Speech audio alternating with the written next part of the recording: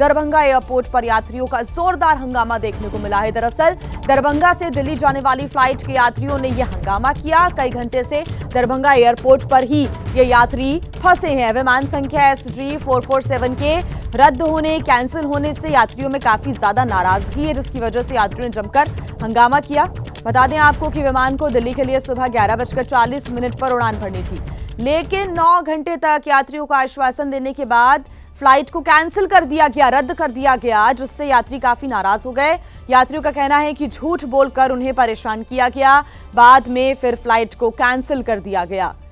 तो flight cancel होने के बाद यात्रियों में नाराजगी देखने को मिली, जमकर हंगामा यहां पर हुआ, क्योंकि 9 घंटे से यात्रियों को आश्वासन दिया जा रहा था कि उनकी फ्लाइट कुछ देर डिले हुई है, लेकिन उसके बावजूद भी जब यात्रियों ने लोगों से पूछा, वहां अथॉरिटी से बातचीत की, तो उनकी तरफ से यह बताया गया कि फ्लाइट तो कैंसिल हो गई है। SG 447 के रद्द होने से यात्रियों में काफी नाराजगी देखने को मिली। दरभंगा एयरपोर्ट की ये जो पूरी तस्वीर है वो सामने आई है।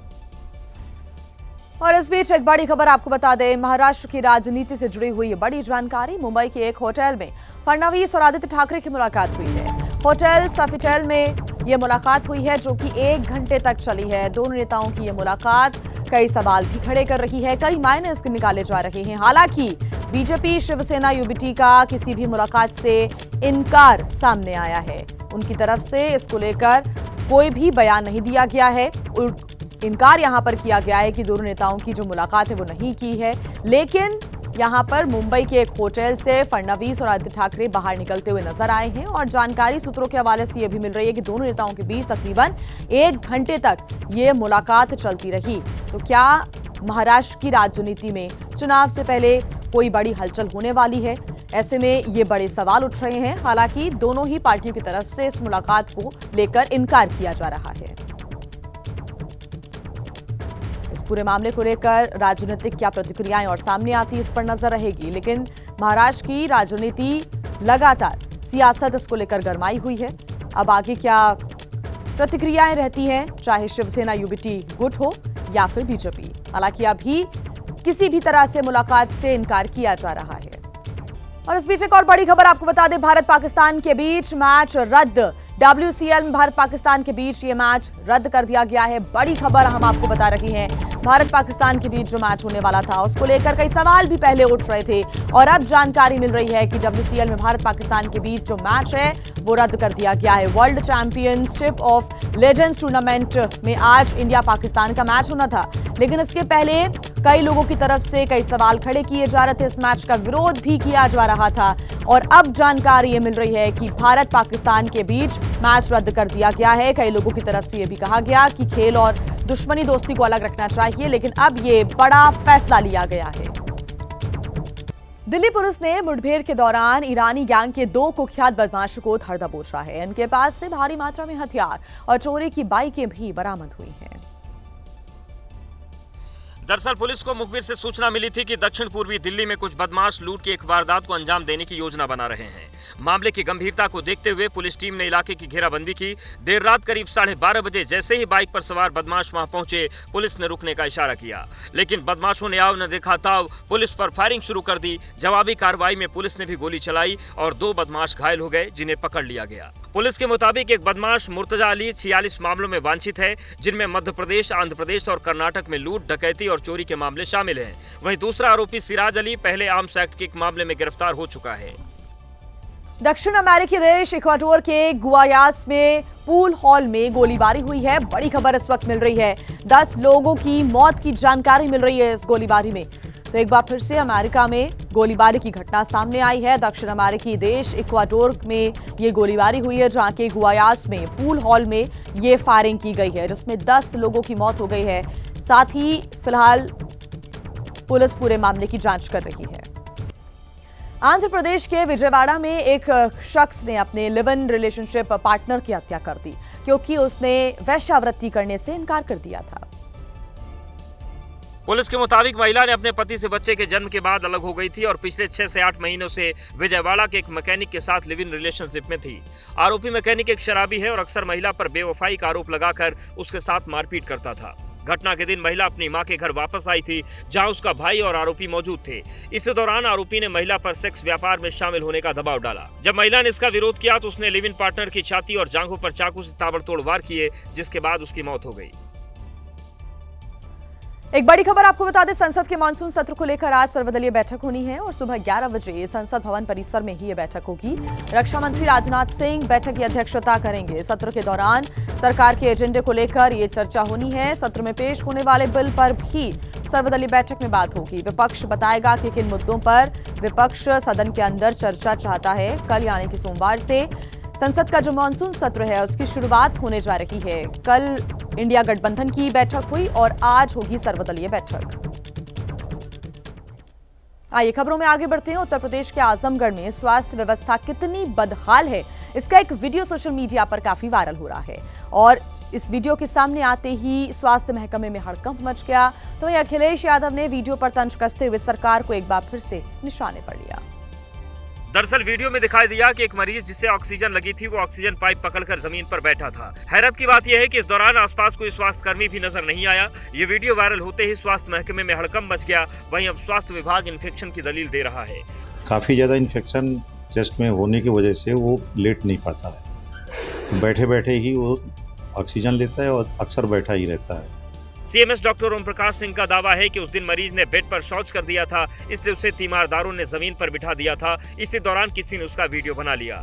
इस बीच एक और वीडियो सामने आया जिसमें डॉक्टर ओम प्रकाश सिंह मरीज से पूछताछ करते दिखाई दिए। बड़ा फोटो बनवाने का शौक है, फोटो खिंचवा रहे थे बैठ के, नीचे बैठ के फोटो खिंचवा रहे थे, गलती हो गया था। फिलहाल इस मामले में नर्सिंग अधिकारी आशा यादव से जवाब मांगा गया है। और अब बात हरियाणा के करनाल की, जहां पर बिजली विभाग ने एक मकान मालिक को इतना बिल भेज दिया कि उसे देखकर मकान मालिक के होश उड़ गए। तो वहीं बिजली विभाग अब टाइपिंग एरर की बात कह रहा है। मामला करनाल के कुंजपुरा गांव का है। यहां रहने वाले विनोद ने अपनी पत्नी के नाम पर 1 किलोवाट के नए कनेक्शन के लिए आवेदन दिया था, लेकिन बिजली विभाग ने उसके पिता के नाम पर पुराने कनेक्शन का बकाया बिजली बिल भेज दिया, वो भी 1,45,279 रुपए। 2400 रुपए मैंने भर के बिल क्लियर करके अपने पिताजी के नाम का क्लियर करके मैंने अप्लाई किया, तो इन्होंने 1.5 करोड़ रुपए का वापसी रिजेक्शन दिखा दी मेरे को। मकान मालिक विनोद की दलील है कि उनके पिता के नाम पर कनेक्शन और बकाये का विवाद कोर्ट में लंबित है और उन्हें उस मामले में सिर्फ 22,000 रुपए देने हैं। वहीं बिजली विभाग का कहना है कि बिल भेजने में टाइपिंग एरर हुआ है। बिजली विभाग के अधिकारी तरुण जैन के मुताबिक विनोद के पिता ज्ञानचंद के नाम पर जो कनेक्शन था उस मामले में कोर्ट ने करंट बिल भरने को कहा था, जो अब बढ़कर 14,51,000 हो गया। कनेक्शन रिजेक्ट करने के लिए 7 डेज का टाइम होता है। उस फाइल को रिजेक्ट करने के लिए रिमार्क्स दिया गया था, जो वो मीडिया में दिखा रहे हैं वो सर जस्ट एक रिमार्क्स है, बिल नहीं है। इस मामले में परिवार हरियाणा के ऊर्जा मंत्री अनिल विज से भी मिलने पहुंचा, हालांकि उनसे परिवार की मुलाकात नहीं हो सकी। पंजाब के लुधियाना में प्रशासन अब सार्वजनिक स्थानों पर भीख मांगने वाले बच्चों का डीएनए टेस्ट करवाएगा। जी हां, इसके लिए बाकायदा एक टास्क फोर्स का गठन भी कर दिया गया है। दरअसल डीएनए टेस्ट का मकसद बच्चों की तस्करी पर रोक लगाना है। मुहिम के तहत भीख मांगने वाले बच्चों और उनकी देखभाल कर रहे लोगों के डीएनए का मिलान किया जाएगा, ताकि ये पता लगाया जा सके कि जो लोग बच्चों से भीख मंगवा रहे हैं वो उनके माता पिता हैं भी या नहीं, या फिर बच्चों की तस्करी करके उनसे भीख मंगवाई जा रही है। जो अपने बच्चों ਨੂੰ ਛੋਟੇ-ਛੋਟੇ ਬੱਚਿਆਂ ਨੂੰ ਇਸਤੇਮਾਲ ਕਰਦੇ ਨੇ ਭਿੱਖ ਮੰਗਣ ਲਈ ਜਾਂ ਆਪਣੇ ਨਾਲ ਕੈਰੀ ਕਰਦੇ ਆ, ਉਹਨਾਂ ਦੀ ਸੈਂਪਲਿੰਗ ਕੀਤੀ ਜਾਊਗੀ। ਜੇ ਸੈਂਪਲਿੰਗ ਮੈਚ नहीं ਖਾਂਦੀ ਹੈ ਤੇ ਉਹਨਾਂ ਦੇ ਖਿਲਾਫ ਇੱਕ ਤਾਂ एक्शन लिया जाऊगा। डीएनए टेस्टिंग शुरू होने के लिए एडीसी रुपिंदर पाल सिंह की अगुवाई में कमेटी का गठन किया गया है, जो अगले सप्ताह से सैंपलिंग का काम शुरू करेगी। उत्तर प्रदेश के झांसी के गुरसराय थाना इलाके में एक वैन और डंपर की टक्कर हो गई। हादसे में पिता पुत्र समेत 3 लोगों की मौत हो गई। वैन सवार पिता पुत्र झांसी से लखनऊ जा रहे थे। ये हादसा इतना भीषण था कि वैन का अगला हिस्सा पूरी तरीके से चकनाचूर हो गया। वहीं डंपर सड़क पर ही पलट गया। हादसे का शिकार हुए पिता पुत्र की शिनाख्त भूपेंद्र शर्मा और माधव शर्मा के रूप में हुई, जो पेशे से एडवोकेट थे। वहीं तीसरे मृतक की शिनाख्त नहीं हो सकी। यहाँ पे उराई की तरफ से एक डंपर आ रहा था और उराई की तरफ एक मारुति वैन जा रही थी। वो दोनों का आपस में यहाँ पे टक्कर हो गई है। उसमें मारुति वैन पे सवार 3 लोगों की डेथ हो गई है। फिलहाल पुलिस ने तीनों लोगों के शवों को पोस्टमार्टम के लिए भेज दिया है और तीसरे शव की शिनाख्त की जा रही है। और इस बीच एक बड़ी खबर आपको बता दें, आंध्र प्रदेश में शराब घोटाले में बड़ी कार्रवाई की गई है। जगन रेड्डी की पार्टी के सांसद मिथुन रेड्डी गिरफ्तार किए गए हैं। 3,200 करोड़ रुपए के शराब घोटाले में शामिल होने का उनके ऊपर आरोप है। 2019 से 2024 के बीच शराब नीति में गड़बड़ी का भी आरोप है। आपको बता दें कि मिथुन रेड्डी को मामले में चौथा आरोपी बनाया गया है। मिथुन रेड्डी की अग्रिम जमानत याचिका सुप्रीम कोर्ट और आंध्र प्रदेश हाई कोर्ट ने खारिज भी कर दी है। आगे बढ़ते हुए बात कर लेते हैं मुंबई की। मुंबई के संजय गांधी नेशनल पार्क में वन रानी टॉय ट्रेन एक बार फिर से शुरू होगी। जंगल की सैर को रोमांचक बनाने के लिए इस टॉय ट्रेन में कई बदलाव भी किए गए हैं। खत्म हुआ इंतजार, वन रानी फिर से दौड़ने को तैयार। 1974 में शुरू हुई इस टॉय ट्रेन से मुंबई वासियों की कई सुनहरी यादें जुड़ी हैं। 106 वर्ग किलोमीटर में फैले राष्ट्रीय उद्यान में मिनी टॉय ट्रेन 2021 में रोक दी गई थी। इसकी वजह बना था चक्रवात, जिससे इसे भारी नुकसान हुआ था। अब घर घर में लोकप्रिय वनरानी ट्रेन नए कलेवर के साथ वापस आने वाली है। 2.3 किलोमीटर का ये पूरा मार्ग फिर से बिछाया गया है। ट्रैक के 15 पुलों को भी नए सिरे से बनाया गया है। अब ये टॉय ट्रेन बैटरी से चलेगी। पारदर्शी छत और बड़ी बड़ी खिड़कियों के साथ रोमांच बढ़ाने की कोशिश है। पुराने तेवर और नए कलेवर के साथ इस टॉय ट्रेन का प्रस्तावित उद्घाटन इसी महीने के अंत तक किए जाने की तैयारी है। तो फिर आप भी तैयार हो जाइए। राजस्थान का राजसमंद में कई दिनों से खौफ का पर्याय बन चुके तेंदुए को वन विभाग ने पकड़ लिया है। इसी के साथ ही लोगों ने राहत की सांस ली।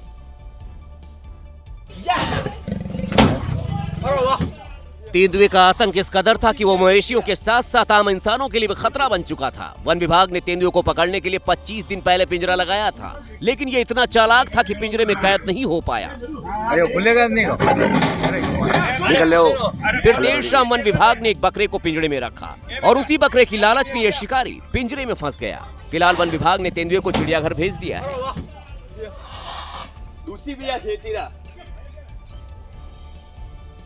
बात लखनऊ की। यहां पर नगर निगम की लापरवाही से एक बुजुर्ग की जान पर बन आई। हालांकि स्थानीय लोगों की सजगता से बुजुर्ग की जान बचा ली गई। घटना चौक क्षेत्र के काली मंदिर के पास की है। दरअसल नगर निगम ने सफाई के लिए 8 फीट गहरा गड्ढा किया था। देर रात 11 बजे राजन खन्ना नाम के बुजुर्ग तेज रफ्तार से स्कूटी चला रहे थे। अचानक सामने आए गड्ढे को देखकर उनका बैलेंस बिगड़ गया और वो गड्ढे में गिर गए। गनीमत रही कि इस हादसे में बुजुर्ग को ज्यादा चोटें नहीं आई। बाद में सीढ़ियों की मदद से उन्हें बाहर निकाला गया। निगम की लापरवाही का ये कोई पहला मामला नहीं है। अभी कुछ दिन पहले भी ठाकुरगंज के खुले नाले में गिरने से एक शख्स की मौत हो गई थी। और अब बात करते हैं बिहार की, जहां के मुजफ्फरपुर जिले के मीनापुर के आरजेडी विधायक मुन्ना यादव ने एक बार फिर विवादित बयान दिया है। उन्होंने बिहार की राजनीति में अग्रिम भूमिका निभाने की बात को लेकर जातिगत टिप्पणी भी की है। उन्होंने कहा है कि अब मिश्रा सिंह शर्मा का बिहार की राजनीति में कोई गुजारा नहीं है। अगर किसी को औकात है, इनको आगे करके राजनीति करके दिखाओ। बिहार की राजनीति में लालू जी ने ऐसा कर दिया है कि बिहार की गद्दी पर जब भी कोई बैठेगा वो बहुजन समाज के लोग ही बैठेंगे। अब अगड़े फ्रंट फुट पर राजनीति नहीं करेंगे, केवल बैक फुट पर ही राजनीति कर सकते हैं।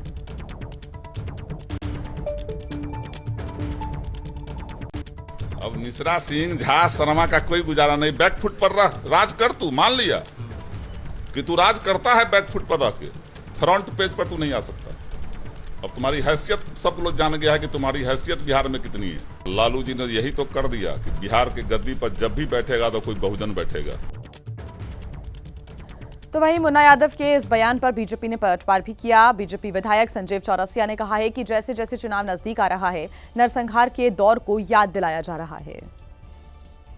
जिस प्रकार से तेजस्वी यादव लगातार सवर्णों पर अपने द्वारा, अपने जनप्रतिनिधियों के द्वारा घटिया बयानबाजी करवा रहे हैं, समाज को बांटना चाहते हैं। जैसे जैसे चुनाव नजदीक आ रहा है, फिर से वही नरसंहार की यादें दिलाने के लिए ताजगी के स्वरूप देने का काम कर रहे हैं। जो जिस प्रकार से बांटने का प्रयास अपने शासनकाल में लालू प्रसाद यादव और राबड़ी देवी के समय हुआ, फिर से उन चीजों को दोहराने का काम कर रहे हैं। आपने किसी चौक चौराहे पर विधायक या फिर मंत्री के बेटे को धौंस देते सुना होगा, देखा होगा, अपने पिता का रुतबा दिखाते भी देखा होगा, लेकिन क्या कभी किसी मंत्री के बेटे को अस्पताल का निरीक्षण करते हुए देखा है? ये खबर झारखंड के रांची से सामने आई है। बाकायदा गंभीर निरीक्षण, मंत्रियों जैसा टशन, हनक दिखाते साथी। कोई तकलीफ है तो बताइए, मंत्री जी का लड़का आए हुए हैं, बड़े लड़का आए हुए हैं, बताइए। अरे ये झारखंड के स्वास्थ्य मंत्री इरफान अंसारी के साहबजादे कृष्ण अंसारी हैं। इनमें और मंत्री जी में कोई फर्क थोड़े है। अब विभाग का काम पिता संभाले या बेटा, क्या फर्क पड़ता है? शायद इसी सोच से मंत्री जी के लखते जिगर ने पिताजी के मंत्रालय का पूरा जिम्मा संभाल लिया है। पूरा मंत्री जी वाली स्टाइल में पूछताछ, आश्वासन, मानो यही मंत्री हो। डिटेल वगैरह जिसको जो भी दिक्कत है डायरेक्टली बात। एक तस्वीर में तो कृष्ण अंसारी किसी का बिल लेकर कहते सुनाई दिए कि चार्जेस इनवैलिड हैं। चार्जेस जो हैं वो तो इनवैलिड है।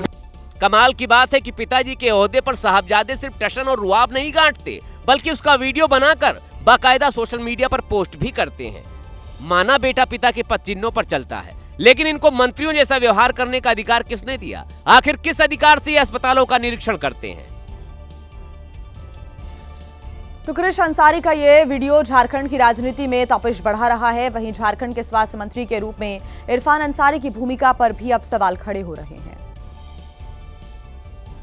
हालांकि इरफान अंसारी का विवादों से नाता नया नहीं है। ये वही इरफान अंसारी हैं जो कुछ दिन पहले तक राहुल गांधी को भगवान का दर्जा दे रहे थे। यही नहीं, लोकसभा चुनाव के वक्त बीजेपी नेता सीता सोरेन पर गलत टिप्पणी की थी। तो अब उनका बेटा उन्हीं के नक्शे कदम पर आगे चलते हुए विवादों को हवा दे रहा है, जिस पर झारखंड की मुख्य विपक्षी पार्टी बीजेपी हमलावर है। स्वास्थ्य मंत्री के रूप में इरफान अंसारी पूरे तरीके से फेलियर साबित हुए हैं। वेंटिलेटर पर स्वास्थ्य सिस्टम चल रहा है। दिलचस्प बात यह है कि इरफान अंसारी के साहबजादे का अस्पताल का निरीक्षण करते हुए वीडियो चर्चा में आया तो इरफान अंसारी इन सवालों से बचने के लिए मीडिया से दूरी बना ली। इस मामले में जब हम इरफान अंसारी के आवास पहुंचे हैं तो फिलहाल इरफान अंसारी जो है वो अपने कार्य क्षेत्र में अभी व्यस्त बताए जा रहे हैं। वहीं उनका बेटा, बड़ा बेटा जो क्रिश है, वो मीडिया के सामने आने से बचता नजर आ रहा है। फिलहाल कृष्ण अंसारी के अस्पतालों के निरीक्षण वाले वीडियो पर अब तक इरफान अंसारी की तरफ से कोई सफाई नहीं आई है। चंदन मिश्रा हत्याकांड में 5 अन्य आरोपियों को हिरासत में लिया गया है। कोलकाता में गेस्ट हाउस से हिरासत में ये 5 आरोपी लिए गए हैं। हिरासत में लिए गए आरोपियों से अब पूछताछ लगातार की जा रही है। सफेद रंग की एक गाड़ी भी जब्त की गई है, सूत्रों के हवाले से ये जानकारी। साथ ही आपको बता दें कि शनिवार यानी कि कल सुबह 5 आरोपियों को गिरफ्तार किया गया था और 5 लोगों को और हिरासत में लेकर उनसे पूछताछ पुलिस की तरफ से की जा रही है। तो ये जो 5 अन्य गिरफ्तारियां हैं, ये एक गेस्ट हाउस से हुई है।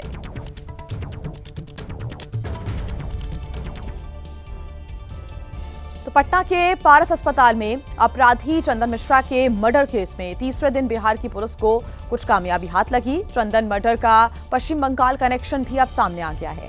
3 गैंग की आपसी लड़ाई में चंदन मिश्रा मारा गया और सूत्रों के अनुसार पश्चिम बंगाल की जेल में बंद शेरू के कहने पर तौसीफ बादशाह गैंग ने गैंगस्टर चंदन मिश्रा को अस्पताल में घुसकर गोलियां मारी। हालांकि पुलिस ने इस पर भी अभी कोई बयान जारी नहीं किया है।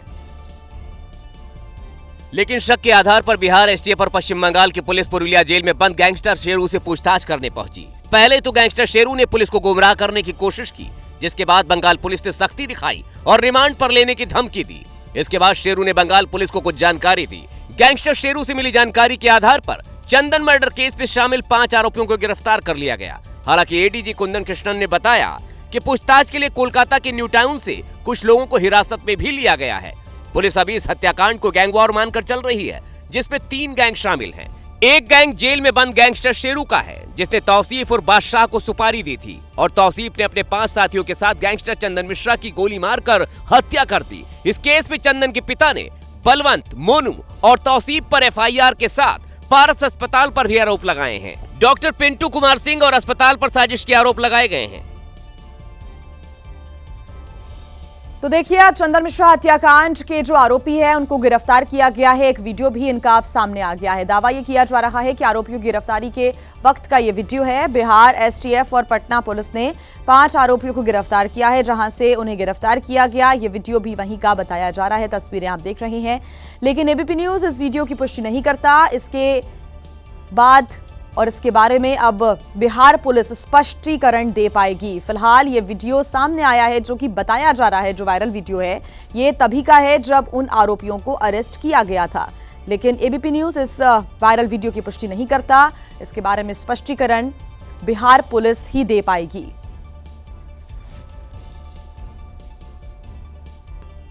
और आइए अब बात करते हैं जोधपुर की, जहां पर पिछले 24 घंटे से हो रही मूसलाधार बारिश ने जनजीवन को बुरी तरह से अस्त व्यस्त कर दिया है। जिले के कई हिस्सों में नदी नाले इस वक्त उफान पर हैं। बीच मझधार सैलाब में फंसे इस बाइक सवार को ना जाने कौन सी सनक सवार हुई। इसे लगा कि सैलाब से इस बाइक को निकालकर ये कोई खिताब अपने नाम कर लेगा, लेकिन जैसे जैसे पानी का बहाव बढ़ा इसके चेहरे पर हवाइयां उड़ने लगी।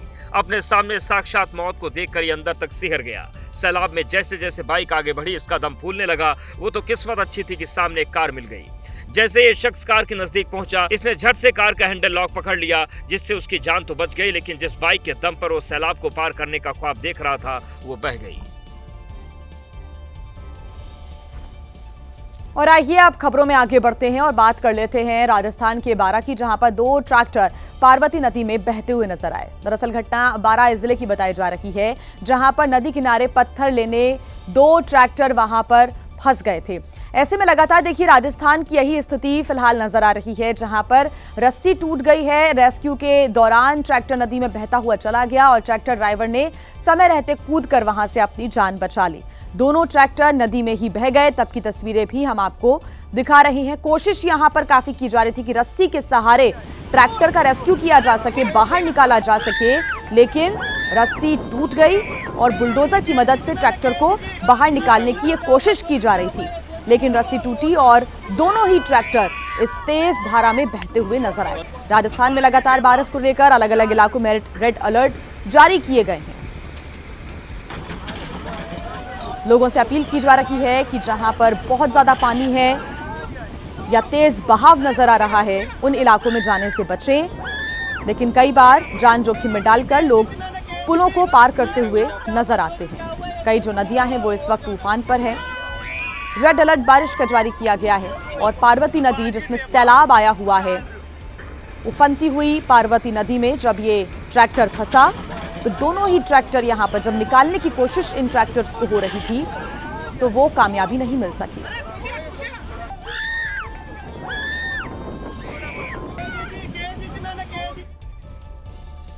बात कर लेते हैं अजमेर की। यहां पर एक ही दिन में इतना ज्यादा पानी बरसा कि 50 साल का रिकॉर्ड टूट गया। अब आपको बता दें कि लोग इस वक्त सहमे हुए हैं। पानी से भरी एक सड़क पर एक व्यक्ति बहने लगा।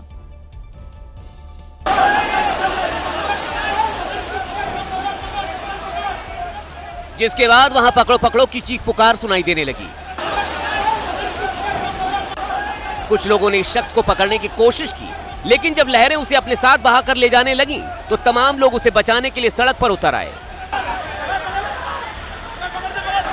इसके बाद होटल के एक कर्मचारी ने बहादुरी दिखाते हुए उसे पकड़ लिया। इसके बाद नीला कुर्ता पैजामा पहने एक शख्स आया, उसने पानी में बहते शख्स को पानी से बाहर निकाल लिया। जानकारी के मुताबिक ये शख्स ख्वाजा गरीब नवाज की दरगाह में मत्था टेकने जा रहा था, लेकिन जैसे ही इसने निजाम गेट से अंदर प्रवेश किया इसका संतुलन बिगड़ गया और ये पानी में बहने लगा। वहीं राजस्थान के ही राजसमंद में बाढ़ के साथ खिलवाड़ करना एक युवक को काफी भारी पड़ गया। जिस बाढ़ के पानी में वो खेल रहा था वो उसी पानी में बहता हुआ नजर आया। पुलिया के ऊपर तेज रफ्तार में बहते पानी के बीच ये युवक इस तरह से दौड़ लगाते हुए आगे बढ़ रहा था। तेज बहाव से वो बहते पानी की तरफ खिसकता जा रहा था। ये देख लोगों ने उसके बह जाने की आशंका जताई और उसके बाद वो पुलिया से बहकर बनास नदी में गिर गया। एक पल को लगा वो डूब गया, लेकिन उसके बाद उसका सिर नजर आया। लगा वो बच जाएगा, लेकिन तेज बहाव के आगे युवक की एक न चली और वो बहता चला गया। लोगों ने युवक के बहने की सूचना पुलिस को दी, लेकिन अब तक युवक की कोई जानकारी नहीं मिली है।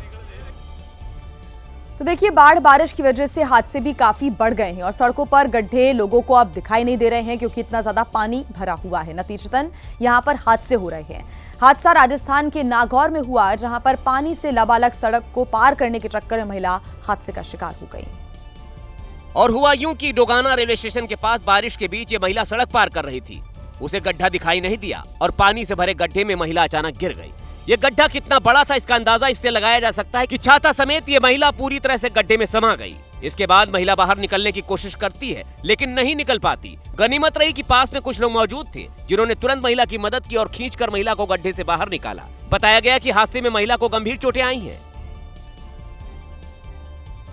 तो राजस्थान के अलग अलग इलाकों के अमूमन ऐसे ही हाल नजर आ रहे हैं। सवाई माधोपुर की बात करें तो यहां पर भी आसमान से इतनी आफत बरसी कि हजारों लोगों की जान जोखिम में पड़ गई। तेज बारिश की वजह से यहां पर कच्चा बांध टूट गया। और बांध टूटने के बाद ग्राम पंचायत लाखनपुर के गोठना गांव में ऐसी तबाही आई जहां लोगों के घर बने हुए थे, उस पूरे इलाके को पानी ने घेर लिया। बड़ी बात यह है कि कच्चा बांध फूटने से अचानक ये सैलाब आया, इसलिए गांव वालों को सुरक्षित स्थानों पर जाने का मौका नहीं मिला। इसलिए जान बचाने के लिए कुछ लोग दीवार पर चढ़ गए तो कुछ लोगों ने अपनी छतों पर चढ़कर जान बचाई। कुछ ही मिनट में पूरा इलाका पानी में डूब गया। लोगों ने दीवार के ऊपर चढ़कर अपनी जान बचाई, लेकिन गाय भैंस जैसे कई जानवर सैलाब में बह गए। टिन शेड वाले कई कच्चे घरों पर तो भरभरा कर गिरने का खतरा मंडराने लगा। उधर हिमाचल प्रदेश से सामने आए एक वीडियो ने लोगों को डरा कर रख दिया है। हिमाचल प्रदेश के किन्नौर में कुदरत ने ऐसा कोहराम मचाया कि तेज बारिश के बाद पहाड़ों पर तबाही आ गई। यहां बारिश के बाद पहाड़ भरभरा कर सड़क पर गिरने लगे और जिसने भी अपनी आंखों से पहाड़ को गिरते देखा उसकी तो सांसें ही अटक गई।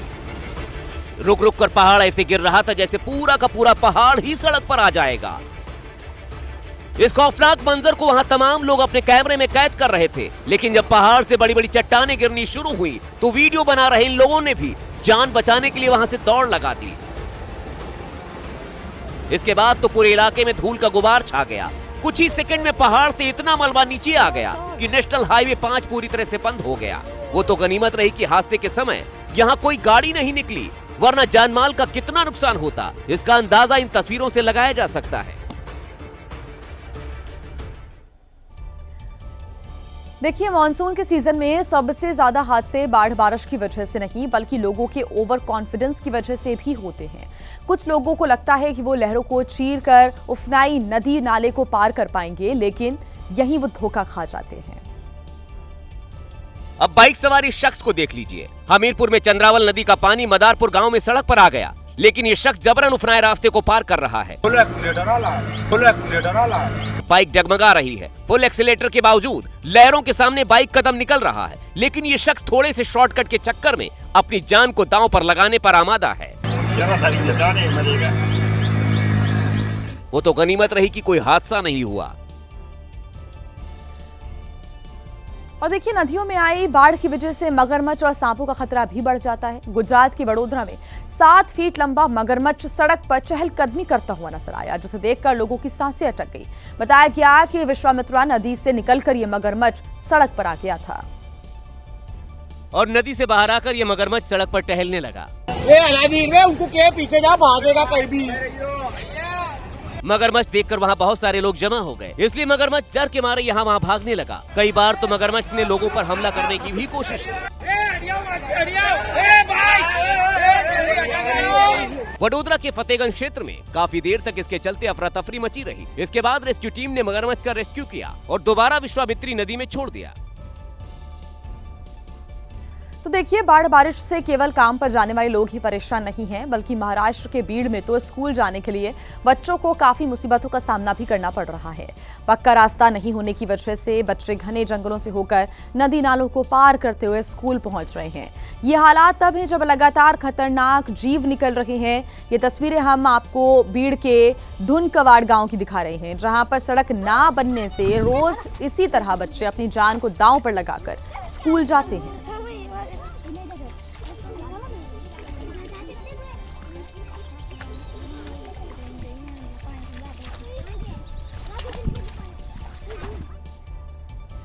और वहीं भारी बारिश की वजह से बुंदेलखंड का इलाका भी कांप उठा है। महोबा में 4 दशक बाद सबसे भयंकर बारिश हो रही है। बाढ़ और बारिश की चपेट में आने से महोबा में 2 लोगों की मौत हो गई, जबकि दर्जनों गांव का संपर्क एक दूसरे से टूट गया है। और हालात ये है कि भारी बारिश के बीच महोबा जिले के सभी छोटे बड़े तालाब ओवरफ्लो हो रहे हैं। सबसे ज्यादा मुसीबत ग्रामीण इलाकों में है, क्योंकि तेज बारिश के बाद कच्चे घरों में मानो झरना फूट पड़ा है। घरों के अंदर सैलाब बह रहा है तो गलियों में ऐसा लग रहा है मानो दरिया बह रहा हो।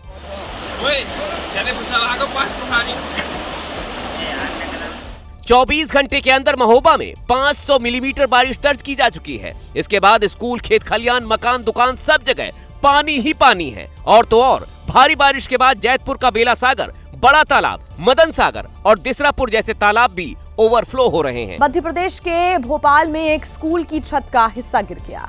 अचानक से ये हिस्सा गिरा, जिसकी वजह से हादसे में टीचर और छात्राएं बाल बाल बच गईं। हादसा महारानी लक्ष्मीबाई कन्या उच्चतर माध्यमिक स्कूल में हुआ। सीसीटीवी में दिखाई दिया कि टीचर क्लास में छात्रों को पढ़ा रही थी। टीचर ने एक सवाल पूछा था जिस पर छात्राएं हाथ खड़े कर जवाब दे रही थी। तभी अचानक छत पर एक बड़ा हिस्सा टीचर के ठीक सामने पहली पंक्ति में बैठी 2 छात्राओं पर गिर गया। अचानक हुए हादसे में क्लास में अफरा तफरी का माहौल बन गया। सभी छात्राएं क्लास से बाहर चली गईं। वो तो गनीमत रही कि इस हादसे में छात्राएं घायल नहीं हुई, नहीं तो जान का बड़ा नुकसान हो सकता था।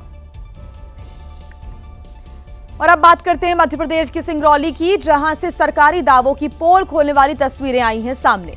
वीडियो सोशल मीडिया पर काफी वायरल भी हो रहा है। आप भी देखिए तस्वीरें।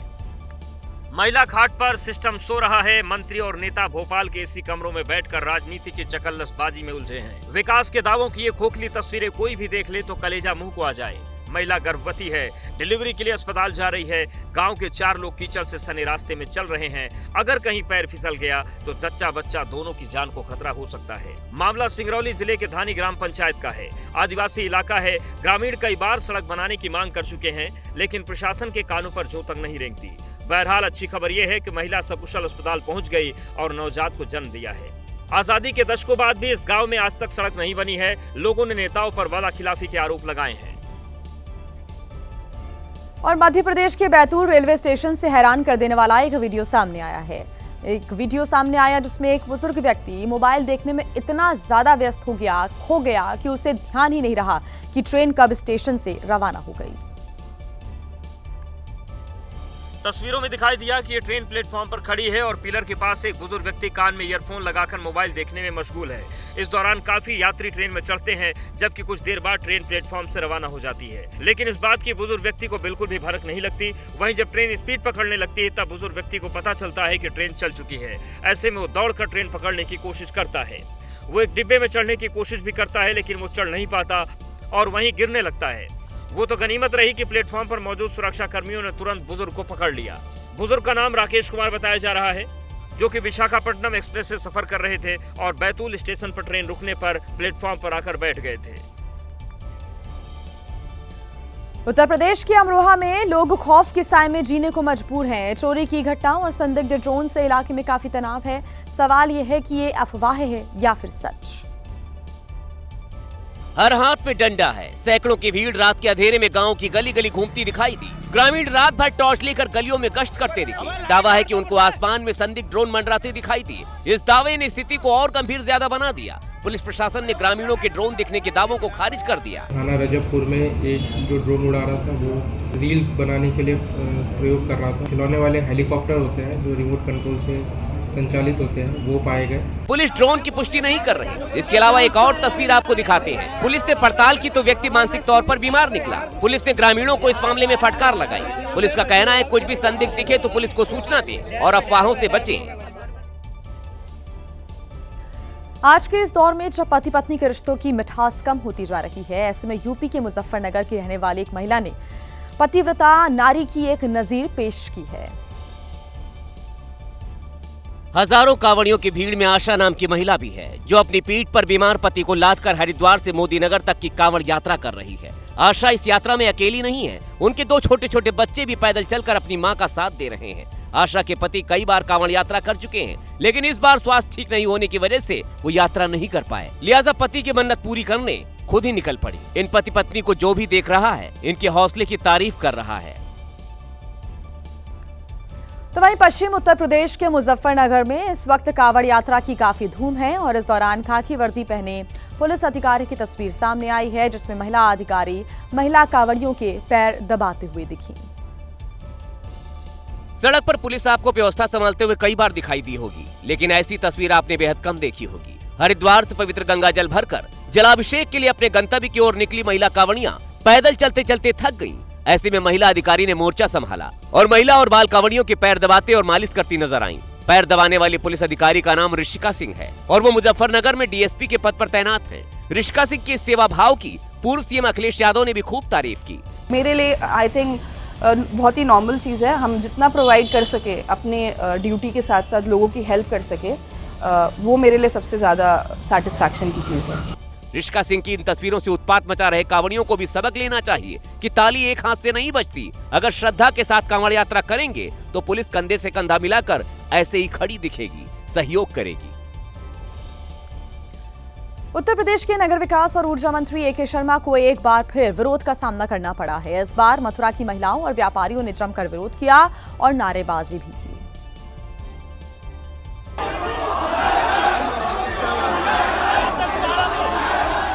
ऊर्जा मंत्री ए.के. शर्मा जैसे ही बांकी बिहारी मंदिर परिसर पहुंचे, व्यापारियों ने उन्हें घेर लिया और नारेबाजी शुरू कर दी।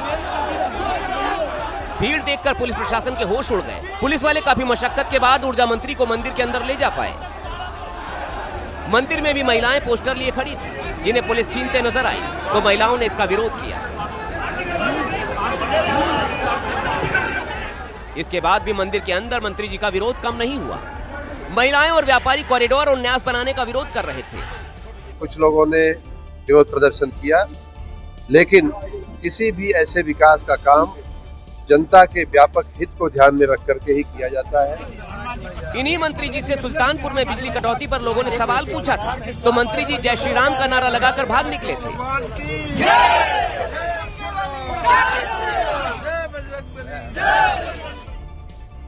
भूपेश बघेल के बेटे की गिरफ्तारी पर बीजेपी ने तंज कसा है। बड़ी खबर आपको बता दें, बीजेपी ने एक कार्टून के जरिए निशाना साधा है। चैतन्य बघेल पर लगे आरोपों पर एक पोस्टर भी जारी किया है।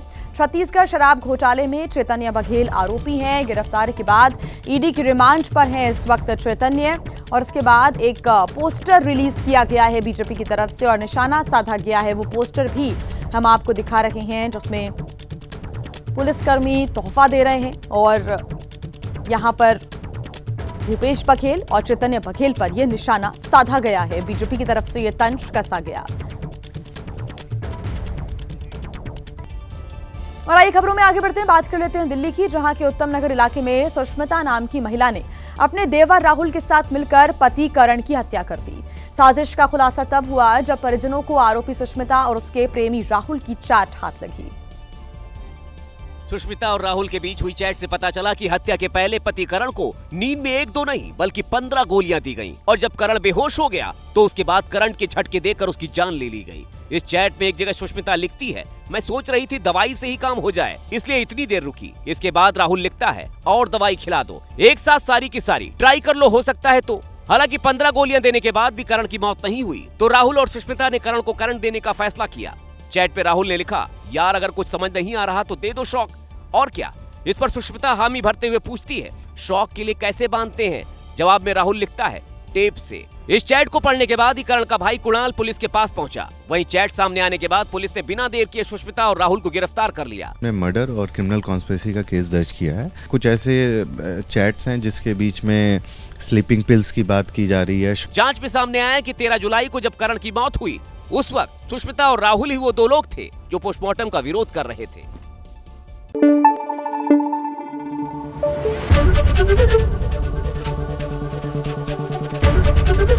एबीपी न्यूज आपको रखे आगे।